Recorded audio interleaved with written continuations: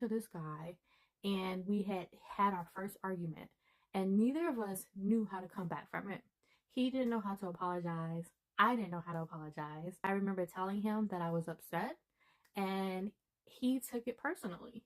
He thought I was saying I hated him when all I was saying was I hated this situation. And the reason why is because he had a lot of unhealed past trauma, and I had some unhealed past trauma too. And I didn't know how to push through enough to say to him, can we just have a conversation? Because he had completely shut down. And in that situation, I remember I broke down. I just fell apart because I was like, I really like this guy, and now he's just stonewalling me. He basically stonewalled me. Fast forward to now, the guy that I'm talking to now, he did the same thing. Basically stonewalled. And what I'm realizing is the pattern of emotional unavailability. When you haven't healed those traumas, it's hard for you to communicate them to other people because you don't even know the reason why you shut down yourself. And the only reason why I know this is because I used to do the exact same thing.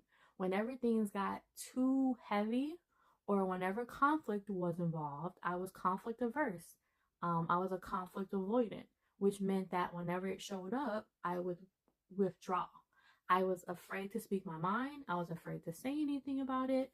I was afraid just to be.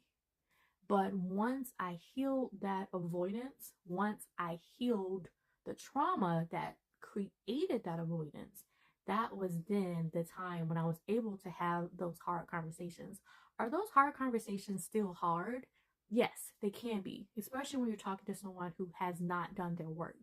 But one of the good things about healing is it gives you the tools that you need in order to do the work with other people. And some people just aren't ready to do the work. Some people will always be conflict avoidance, and there's nothing you can do in that situation but wish them well. But once you're healed, you're okay wishing people well because you are well.